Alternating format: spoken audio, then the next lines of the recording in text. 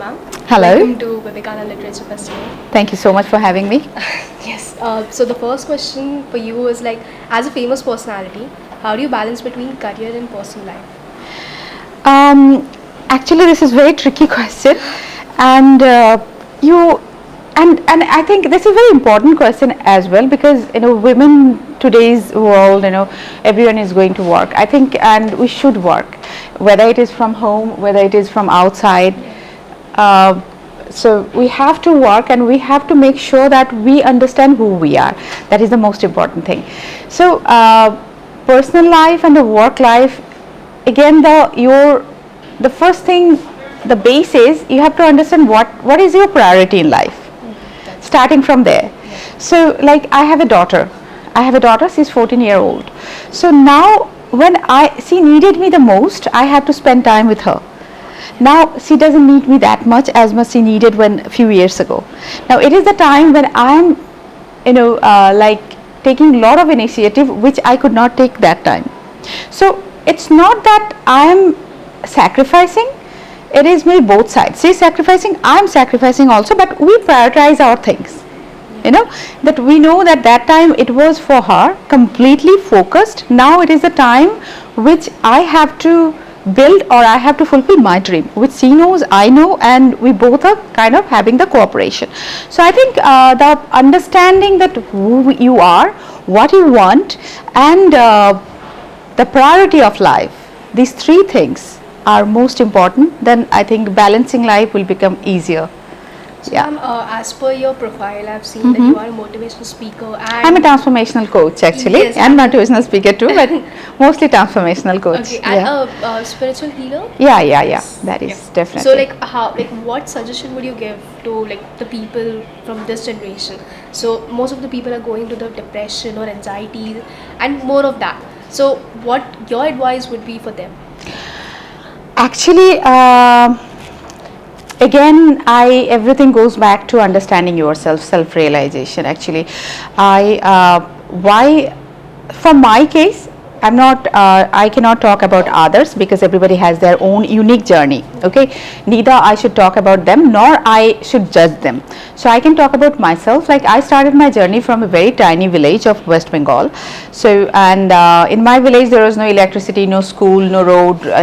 Once in maybe few times a year when the one ambassador used to come, it used to be the big thing for us. We used to run behind that ambassador. So those kind of what you see in movies, I'm kind of that kind of place. So why I'm here and you are taking my interview, and I'm doing things in Japan, because I didn't give up. I had to understand who I am, what I want in my life. So it was really impossible for me. Like if you talk about the lot of celebrities, like who are doing Priyanka Chopra or here, the people always, when you talk about the celebrity, your eyes are going to the Bollywood stars, right? That they are not. Your mother is a celebrity too. She's raising you. Yeah. She's raising more your siblings. She's taking care of your home. We just always the silver screen attracting us. So we have to understand that what you want from your life. So very early age today, I'm very lucky that since the 5 years, when 4 and 5 years old, when I was since then to today, only one person I follow apart from my parents, that is Swami Vivekanand. His teaching. So I started reading him because I'm also lucky. I'm from Bengal, and Bengal is Swami Vivekanand. All books are written in Bengali. So I started reading him when I started, reading Bengali. So since that time I started reading him. So I would say for me, he was apart from my parents, I would say he was my inspiration, understanding myself, and where I come, I'm going back to the subject that where I come from, it is really impossible. I would say like I'm the most successful woman in the world, because where I come from, the girls used to get married at their puberty, like 13, 14, 12 kind of thing. They're like not even boys went out anywhere. So they're coming from that place and doing what I'm doing today. It's like it's becoming if money is the extreme point to success, then I would say I'm a billionaire, if you compare that way. So it is always, understanding your own potential. At the same thing, here the modern women, what we are going to talk about. So the same thing, like what you want from your life is yours. Of course, everybody is part of it. You have to sacrifice. It's not that I am not sacrificing. I am sacrificing. My daughter is sacrificing. But we have to understand when to sacrifice, what to sacrifice. It's not that because you have to cook, because your husband cannot eat somebody else's hand, that's why you have to just stay at home, and in end of the day, oh, because of him I could not do anything in life. And stop blaming him. Take the charge of your life. It doesn't mean you have to be like totally aggressive. You don't have to be, because we women are born with special caring, those qualities which are actually men they don't have. So we are very lucky, we are very sensitive, we are very always, we are, since the very beginning, the moment we are born, we are mothers kind of. So we are very lucky, the universe God made us that way. So I would say that understanding your potential instead of judging others, that because of that person I couldn't do, stop. I know it's difficult. I know people would say that because it's easy to say, but I have done it, and I have done it. If I can come from that place and can do things in Japan, and people can call me unofficial ambassador of India to Japan there, then I think anyone can do that. I would say you all can do that. Just you have to understand your own potential. That is modern women, I think. Today's India's modern women, we have to do that. We have to believe in ourselves. So, ma'am, if I may ask, sure. What's your definition of feminism? We all are feminists. I'm a female. I'm a woman. I'm so proud of it. I'm a feminist, but I don't want to compete with a man. He's a masculine, I'm feminine. I really don't want to be masculine or those kind of things. The feminism is starting from there. Feminism, that is feminism, In our culture, it is so beautifully described that Ardhanarisar, that Shiv and Shakti, both are completing each other. Yes. They are not competing with each other. They are not saying, hey, you are bad, I'm superior than you, you are inferior to me. Not those kind of things are not there. So we have to understand we are born with certain qualities. We are like flower. We are so beautiful inside out, actually. Look at you, such a beautiful hair you have got, such a beautiful smile, this is feminine quality. This is feminine, that the way you care for people, the way you care for the entire family, So Shiv and Shakti, they are the biggest example in our culture, that masculine and feminine.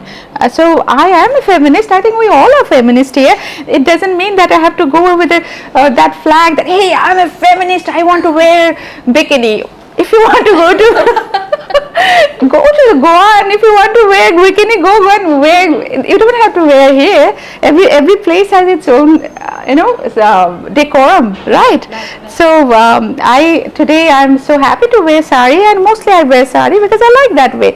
So this is I'm a feminist because I believe in myself. I'm a feminist because I believe in my father, my brother, the male in my life. They are masculine. I respect them, and I'm a feminist because I feel lucky to be born as a woman, and that is my feminism. Thank you so much, ma'am. Yeah. I would like to ask you one last question, sure. If you may. So, you are an empowered woman. So, what advice would you give, the girls and the women who wants to follow your path? So again, these all questions are really very much interconnected. So I would say that time is very limited. Whether for a man, whether for a woman or whoever, we are mortal being. The first you have to understand the basic thing, we are mortal being. When you are 10 years, you don't think about it, you will become 60 years someday, and that is in our culture Maya. We are in Maya, right? So when you become 20, you feel, oh my God, I was 10, I used to do that, I was in elementary school, blah blah blah. It feels like yesterday. So time is trust me, when I was like only 19, 20, and I never thought that I'll become at this age, like 20 years ago. So 19 years old, I really thought, never thought that same thing will happen with you. So we are actually an illusion. Because I'm a spiritual person, so I'm using these words. So we are an illusion, and the first thing you have to understand, apart from definitely feminism and everything, that you are a human being. You came here with a limited time, like you have when we did not have unlimited data, 5G or something like that. We had like maybe 1 GB for a month. You had to save those 1 GB, right? Oh my God, I cannot use internet because my data is lost, right? It used to happen maybe I don't know, few years ago. The same thing. You'll become 60, you'll regret your life that why didn't I do that? I wanted to be a doctor, maybe I wanted to be a socialist, I wanted to be, or maybe I just wanted to raise few children, having 5 children, why didn't I try that? Anything, I'm just giving few examples. So this is whether if you are a man, you are a woman, whoever you are a living mortal being, and you have a limited time in this world that is given by the universe, God, whatever you call, cosmos, whatever you call. You have to use that time very, very effectively and very with very sincerity. So that is empowerment, and there the starting point is believe in yourself. You have to understand again who you are, what you want from this life. Reaching 60 and you're blaming your father that because my father stopped me that I couldn't do that. Maybe you could have just had a session with him. I want to do it, and I will make you proud. Maybe you could have had a solution of your problem. You didn't try that, and now reaching at 40, reaching at 60, reaching at 70, I wanted to do that. I couldn't do because of that. Don't be that. Be empowered, and empowerment starting with believing in yourself. It doesn't mean again that you don't have to be aggressive, you don't have to be mean, you have to know what you want from your life. So that is the first thing of being empowerment, because time is very limited. It is just we are losing that, the only one thing we are losing, that is time, and time is giving us the gray hair. Yes. Oh my goodness. So that's why empower yourself. Nobody will make you empowered. I just should tell it in front of camera. You are the one who will empower yourself. So you are born empowered, because in our yoga it says whatever the energy this universe has, the same energy we have inside us. Aham Brahmasmi. So the Aham Brahmasmi means we are already empowered. It is after your thought process what you want from this life. The body you have given, your soul is already empowered, and you have that power to reach and take yourself through your imagination and through your action to bringing it in reality, making it a real. So you are born empowered. You have to have the realization only, I would say. So Aham Brahmasmi. Again, I go back to yoga, our shastra. So you are empowered. Just take the action. That's all. Thank you so much, ma'am, for your time. Thank you. Thank you so much. Thank you. Thank you.